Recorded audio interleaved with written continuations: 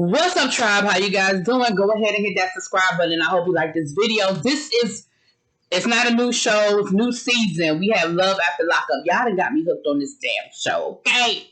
We have all new inmates, all new stories, so we're not carrying, at least right now. You know, by the middle of the season, they'll probably start splicing in some of the old people. But right now, we have new couples, new people. So they're saying that this is still season 3, episode 35. I don't know why we don't just start with a new season 4, episode 1. But whatever. I got to go by what they saying if y'all going to find my video. So let's just go couple by couple. Because, you know, for this first episode, all they're doing is introducing the couples, right? None of the couples, none of the other people are even out of jail yet. We're just getting to know who they are, how they met, and all that good stuff. So let's start with Stan and Lisa. Stan is 65. Lisa is in her 30s. Okay, they're out of St. Louis, Missouri. Couple of things. First of all, Stan is a millionaire. He said that his estimated worth is in the $3 million range. He said it fluctuates. And I'm sure it only fluctuates, you know, a couple of $1,000 here or there. I'm sure it's not like, oh, 1 minute I'm $500,000, the next minute I'm $3 million. Stan's wife passed away, and since then he has been looking for Nub in all the wrong places. Okay, shouts out to Eddie Murphy, Saturday Night Live. If you don't know, you don't know. Anyway, now Stan has a very, very, very bad wig.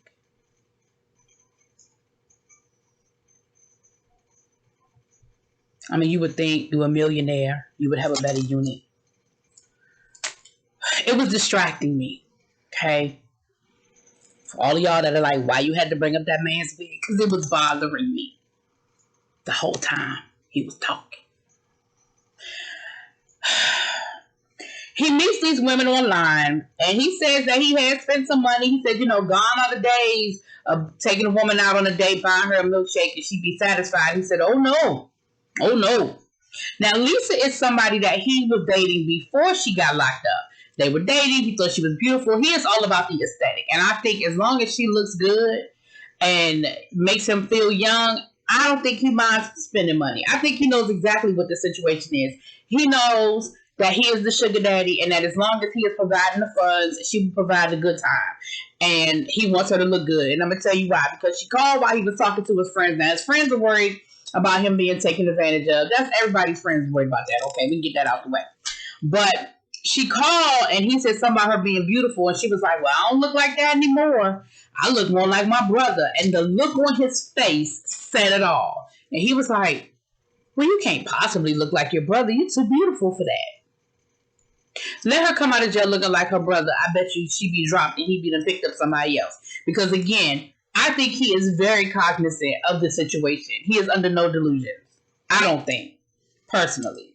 Now, he said that he had spent about $5,000 on her. And in my mind, the first thing I thought of was, that's it, that's all? Because some of these other dudes that are broke, working 9 to 5, spending $20,000, $30,000, pulling money out their 401k. You are, by your own estimations, a millionaire, and that's all she got you for. Lisa, you better. Now, maybe he said 50,000 and I missed the zero, but I could have sworn I heard 5,000. Y'all correct me in the comments. If he said 50,000, get me together. But I can't believe that he only said 5,000. 5,000, that's it, that's all? Anyway, that's their situation. So then we have Courtney and Josh. Now, Courtney and, okay, they're out of Ohio.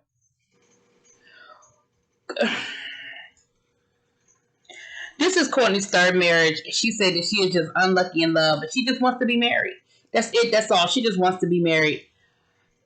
Courtney was a corrections officer working at the jail, and she started dating Josh.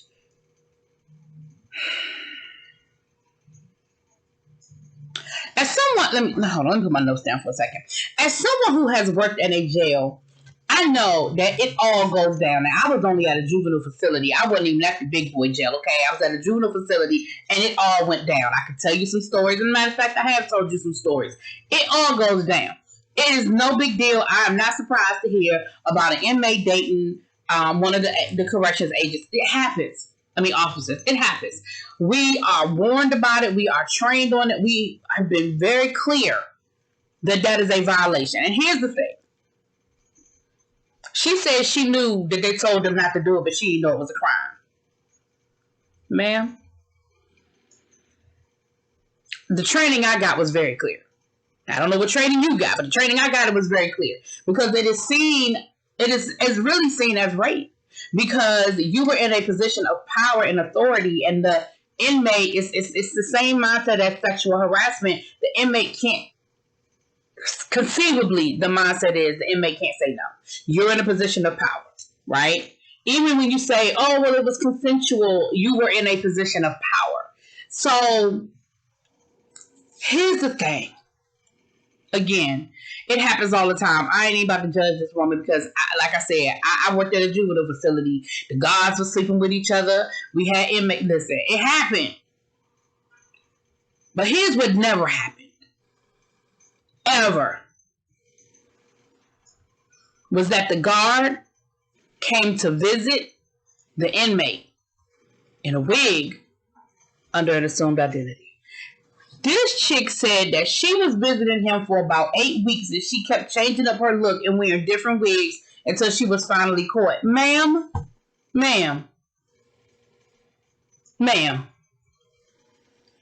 In what location on earth did you think that was a good idea? What went through your mind to say, this makes perfect sense? I think this will work. What went through your head to say, yeah, this is what I'm going to do today. I'm going to dress up and put on a wig and nobody will know.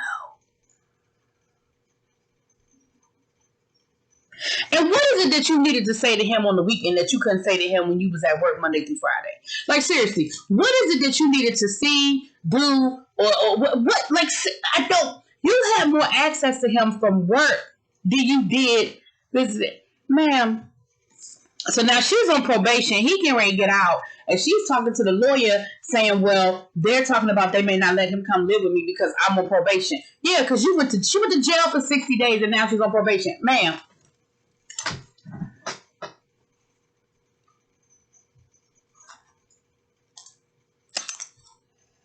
She said she didn't get her water heater fixed so she could send him money. Do what? You taking cold showers to send him money to put on his book?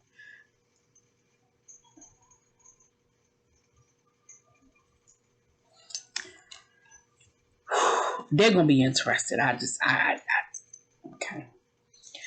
Then we have Deontay and Nicole. Now, Deontay is 33. They're out of Newport News, Virginia. They've been dating for a year and a half. He met her online. Now, this is not his first time at the rodeo. He had another inmate bae. She got out of jail and acted a plumb fool, broke his heart. And so he started dating Nicole shortly after. Now, here's another one. They are engaged, okay? He seems to have a propensity. He seems to like white girls, okay? I'm trying to say it fancy like, but he likes white girls, okay? He likes white women, okay? She went to jail for robbery. She's been in jail for 4 years. Now, he said she don't look like somebody that will rob somebody. All the while, you said you have spent about $20,000 to $30,000 on her. Sir, she's robbing you. She's robbing you, sir.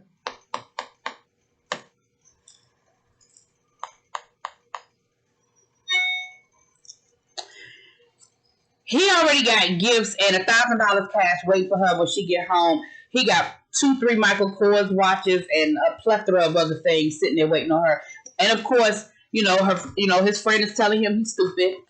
His mama is telling him he's stupid, and his mama is not here for none of it. Okay, her and her eyelashes are not here for none of it. Okay, and she like, I got my eye on you, Miss Nicole. I have my eye on you, and them eyelashes that her mama had on, his mama had on. Okay. Now we got Rachel and Doug. Listen, I'm going to stop being silly for a minute and I'm going to be serious. This relationship scares me the most. Out of all of these relationships, this is the one that I have the most, real reservations about, okay? They've been dating for a year and a half. Rachel was in the military. They're in Michigan. Here's the thing. Doug has been in and out of jail the majority of his life. He's been in and out of jail for about the last 11 years. He has a son. The son is actually living with her right now. She said that, he would come and stay with her on weekends, and then the pandemic hit, and I guess he's quarantining with her. The mother is on drugs, and so I guess she's probably the only stable thing in this little boy's life. I feel bad for the little boy because he's a pawn in this whole situation. And I feel like she really has grown to really care about him, the little boy, legit. They had a conversation on camera and it looked like they legit have built something or are building something. That little boy is in crisis and he really needs some therapy, and I'm not even playing. Like, you dealing with a dad that's in jail, your mama's strung out on drugs, and you are living with, for all intents and purposes, a stranger. So, I'm scared. Then we actually meet Mr. Doug. Doug is verbally abusive. Now, she thinks it's cute and it's funny. It's all cute and funny until the first time he slapped the shit out of you. It's all funny games until he slaps the shit out of you. You know, I like him to think he's in charge. It's fun to me. I mean, he's controlling. He is talking to her like a dog. And she thinks it's cute.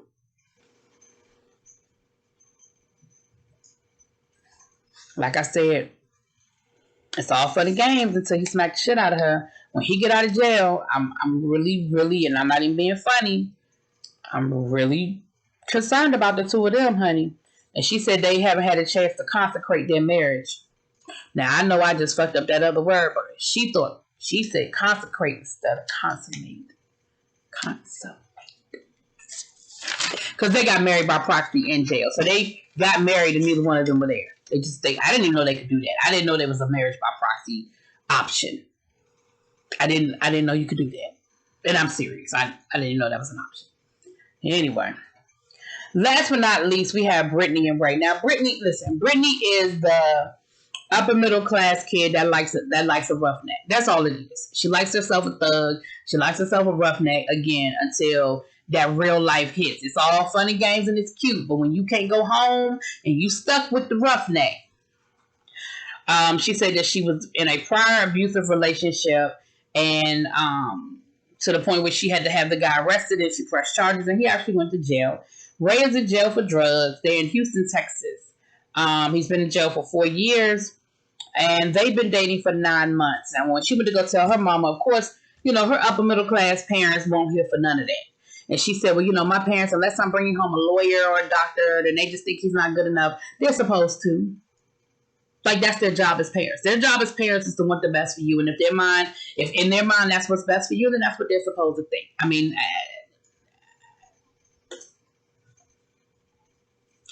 child. So we will see what the future holds for these couples. It's a whole lot and a little bit all at the same time, child. A whole lot and a little bit all at the same time. Y'all let me know what y'all think. Drop it in them comments. Peace.